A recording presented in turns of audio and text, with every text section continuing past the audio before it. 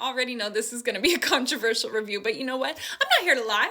I'm here to share my experiences, and I just found my very first 5-star read of 2024, so that means I have to share it with you, no matter how controversial it's going to be. This is All the Ugly and Wonderful Things by Bryn Greenwood, and this is going to be my spoiler-free version of this review, but if you've already read this book, you know we need to talk about it. So go check out that version on my page, but if you haven't read this book, this is my spoiler-free version. So first of all, I was absolutely captivated from page 1 of this book. Now that has not happened for me in quite some time, and I felt very refreshed by that. I felt very excited to be so invested in the story and the situation and the characters of this book from literally page 1. However, I have also never in my life felt more conflicted or questioned my morals more than I did while I was reading this book. But I'm going to be completely honest with you. The way that this book challenged my thinking, man, it was incredible. I have not read a book since I put this book down. I have not even picked one up. This book could potentially be my new Roman Empire book. I've literally not stopped thinking about it. Now, I will say that this book does not have a trigger warning page, but it is warranted. There are triggers in this book that you should be aware about before you read it.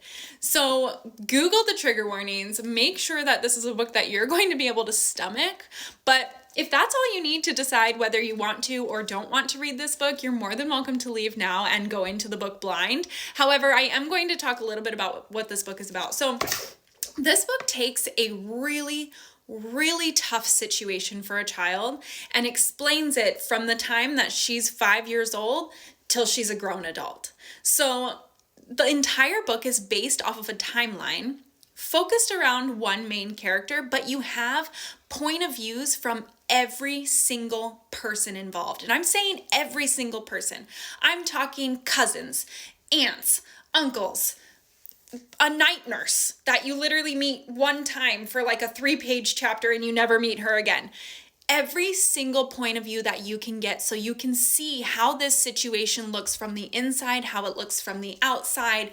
You get every single thing you need to make your own opinion.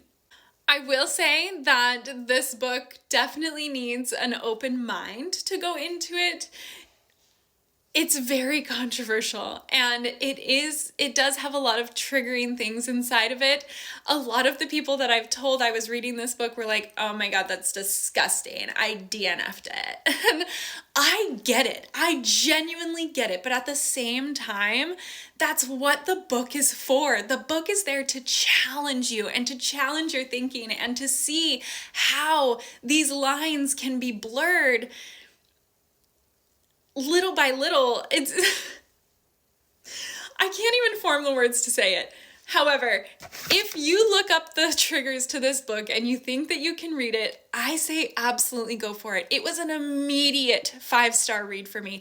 I knew that it was going to be a 5-star read for me before I was even halfway through, and it delivered. The only tip I will say, if you're going to read this book, the only tip I have for you is to understand that the main character was born in July of 1969. Every single chapter has a month and a year to it, and I found myself calculating every chapter how old the main character was so you can have that knowledge. So just know that she was born in July of 1969, and that's going to give you success all the way through. I really hope you enjoy it. And then if you do read this, go over to my spoiler alert version and let's talk about it. You're going to want to, trust me.